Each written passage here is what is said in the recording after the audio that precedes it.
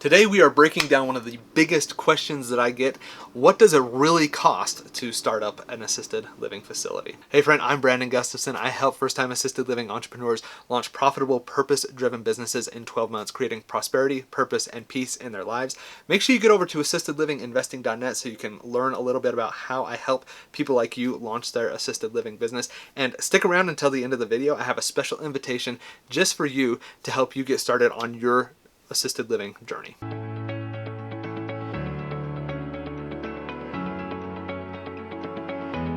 All right, so your startup costs are really going to kind of depend on which path you're going to choose as you start going down this path of, hey, is assisted living right for me or not?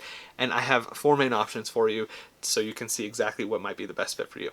Number one is rental arbitrage. And with that, it is the lowest barrier for you to get into assisted living. You're going to lease a home instead of owning it. And so it's going to cost a little bit less because you don't have to buy a house, which is great. Your rent could be somewhere between $2,000 and $5,000 a month. Kind of what I would say for you to figure out what that looks like is use your own mortgage or your own rent that you're paying now, and that's probably about what it's going to be, maybe a little bit more because you're probably going to have to be charged a premium to do this type of business in a house, but you're not doubling it. Maybe you're just going up by 25 to 50%. So there's an idea for you to figure out what that lease amount's going to look like. So $2,000 to $5,000 per month. You're going to want to have, I would suggest, 3 to 4 months in reserves. I would figure out what you want, what you're going to be comfortable with, figure out how much those expenses will be. And you can do that. Go to assistedlivinginvesting.net. It's a big blue box, top right corner of the website. Go grab your free underwriting calculator so you can figure out what those expenses are going to be.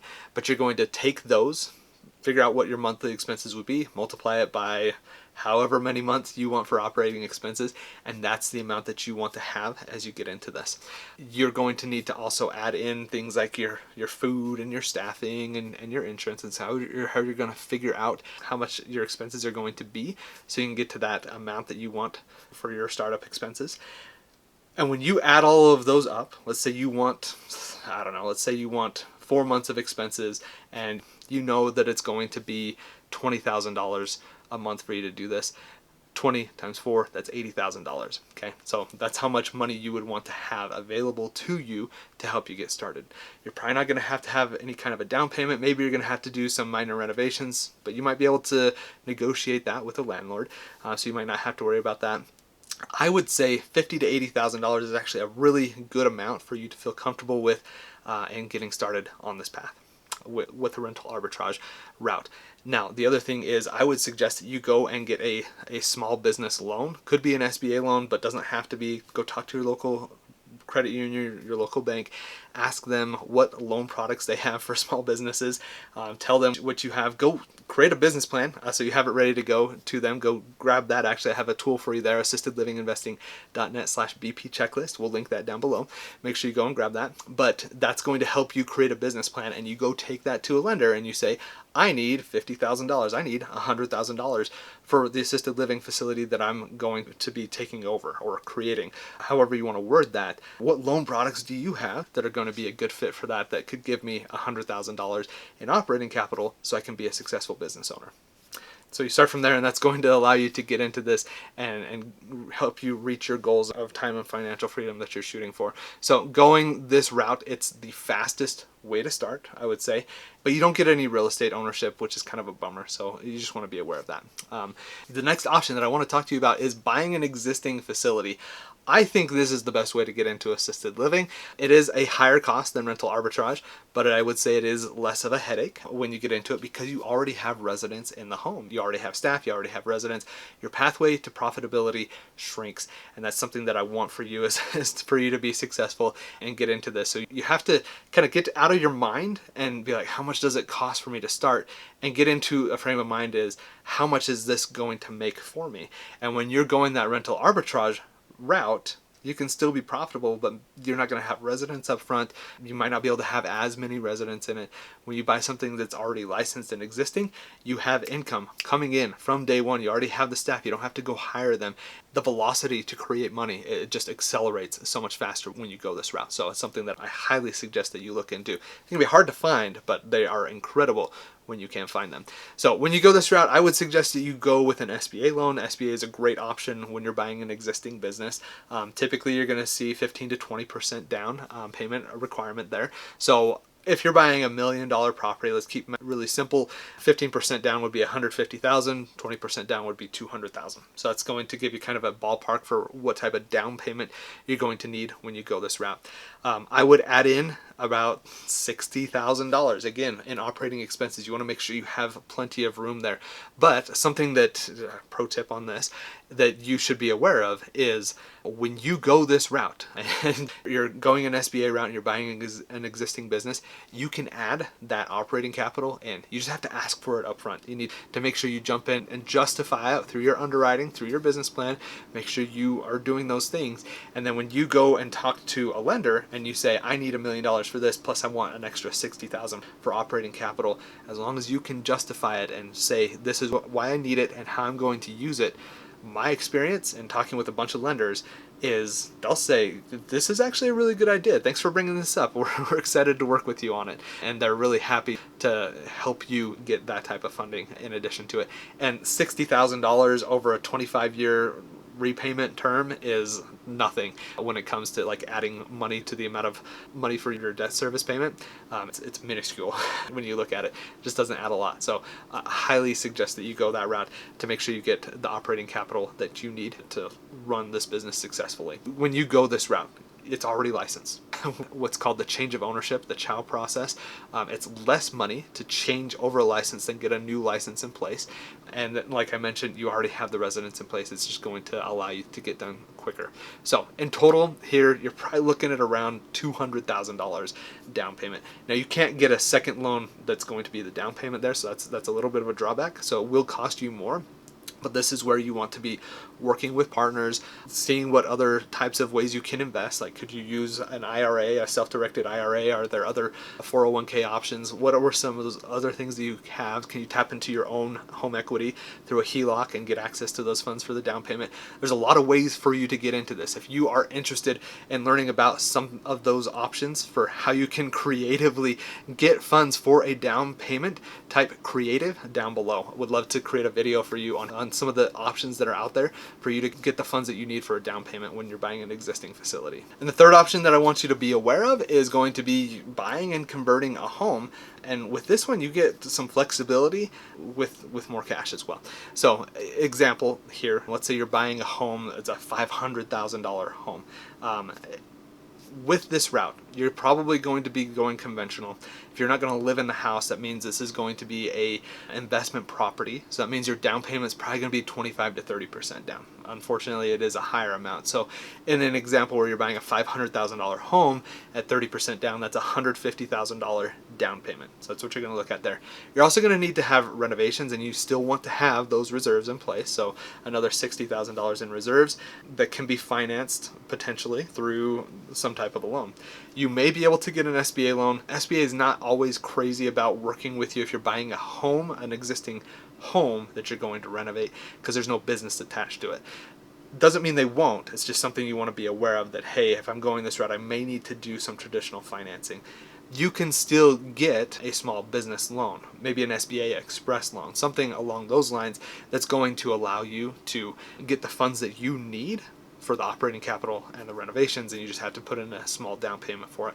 Now the bad thing about that is you would then have two loan payments. You'd have your small business loan for your operating capital and your renovations, and you'd have your loan payment for the home. But if you do your underwriting correctly and you feel comfortable in your numbers, it might be worth it to go that route. So that's something that I want you to take into consideration. So what I would say here, if you're going that route and you're getting some extra funding through a small business loan, and you're trying to get something, for renovations and for the operating capital, you're probably going to need maybe another $40,000 as a down payment. So in all, $500,000 home plus the renovations plus your operating capital, you're probably looking at, I would say in this example, $190,000. So very, very similar to buying an existing facility. So it's something you want to take into consideration. The advantages here is you can design this pretty much exactly how you want with the renovations that you're going to do. The downside is you don't have your staff in place, you don't have residents in the home, you're going to have to do a license from the beginning. So just a little bit longer of a lead time. We actually have a tool for you. If you go to assistedlivinginvesting.net/profit path, we'll link that down below for you. It shows you the difference between buying an existing home and renovating it and buying an existing facility, and see which of those is going to show you how to get there and your pathway to profitability there. So make sure you go check out that tool. It's super helpful in helping you figure out which of these paths is going to work best for you. Now, the fourth option that I want you to be aware of when it comes to this is building something from the ground up. And this is going to be your biggest investment as you're getting started here. You're going to need to acquire the land, and there's going to be some significant construction costs as well that are associated with it. The new build for an assisted living facility, I would say, could run anywhere from $200 to $300 per square foot. So that kind of gives you an idea on what that's going to cost you based off of how big you want this facility. So let's say a small 8 to 10 bedroom home is going to be $1 million plus budget. So if you want to get something that's bigger than that, it's just going to go up in price. It depends a little bit on construction costs, your location, and the cost of the land. There's a lot of things that can go into that, but you're probably looking at a minimum of $1 million budget here. Now, your financing could be a construction loan, which is probably going to be 20 to 30% down. I have seen people have success going the SBA route actually for new construction.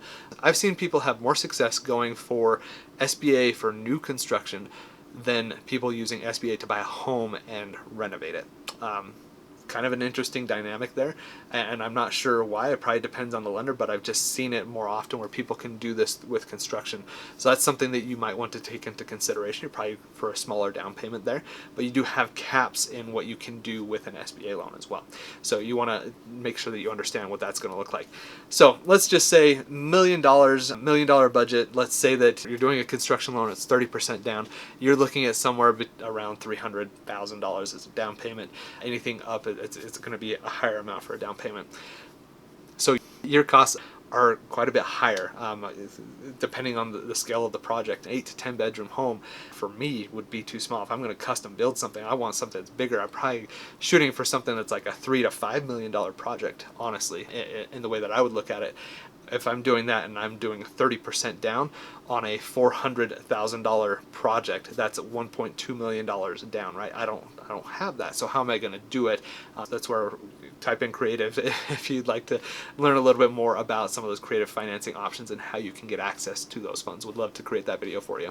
Now, the advantage here when you build something from the ground up is obviously you get something that is completely custom built. It is exactly how you want. It's perfect for assisted living. You have modern design.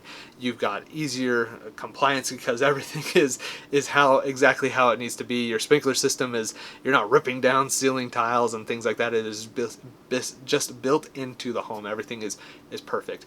It does take you a long time. That is something you need to be aware of. Like, you could be looking at a 12 to 24 month timeline before you even get licensed and open the doors. Whereas the other three options we talked about, you can be up and running with people in your home in 2 months, like very easily. So that's an option that I want you to take into consideration, is that pathway to profitability. Now, if you're doing something that's custom built, you're probably going to charge higher rates, and ultimately you might be able to catch up to somebody that just is renting or buying an existing home and renovating it, but you need to take all of those things into consideration. And there's obviously the higher upfront cost risk of what if it just doesn't work? What if you have contractors that make mistakes? What if there's, and you have to restart the project? Like, there could be delays, there could be issues, there could be zoning stuff. There's a lot of risk that is involved when it comes to building something from the ground up, so you need to make sure that you're aware of what that's going to look like for you. Now, quickly, let's summarize this. So rental arbitrage, you're probably looking at somewhere around $60,000 down to get into this. Buying an existing facility, I would say $200,000. These are based off the examples we used in the video today. Buying it and converting a home, buying and renovating it, is $190,000, and building from the ground up, $300,000 to $500,000 or more. So really, the driving force behind this is the cost of the real estate and what it's going to cost you to buy. That's going to be the biggest driving force, and how much it's going to cost you to get into this.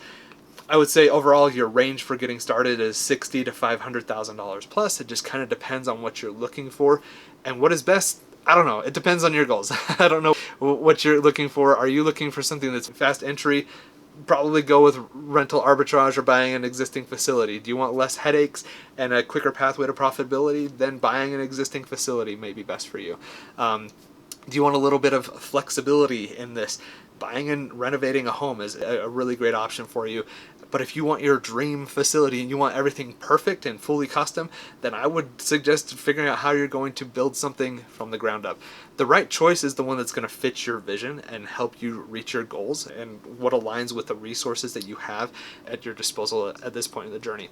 Now, I mentioned at the start of the video that I had a special offer for you, and it's actually related to what we've been talking about here. It is my roadmap challenge. Inside of the challenge, it's a 5-day live event. We work together, and in there, we actually help you decide which of these types of facilities is going to be best for you and why it would be best for you and how you can start moving things along there.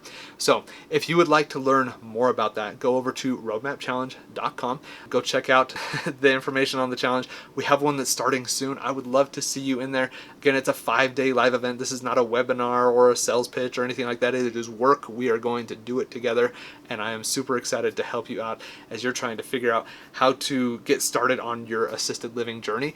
And I want to help you make some progress. So go check it out, roadmapchallenge.com. If you found this video to be helpful, make sure you like the video, subscribe, and ring the bell as well so you get notified every time we put out content like this. We go live on Tuesdays and we put out content on Thursdays. And if you need some help moving along your path to launching your assisted living business, make sure you go check out the Profitable Assisted Living book at thealibook.com. We will link that down below for you. That's a book that I wrote that goes through my 5-phase process of getting started. The focus framework is what I call it, and it will allow you to know what things you need to be doing to launch your assisted living business. So go check that out at thealibook.com. Curious about assisted living? At Assisted Living Investing, I help first-time assisted living entrepreneurs launch profitable, purpose-driven businesses in 12 months, creating prosperity, purpose, and peace in their lives. And remember, it doesn't take a lot, just a little bit. Just keep going step by step by step. And I promise you, if you do and you are consistent and persistent, you're going to be successful. Thanks for watching and have a great day.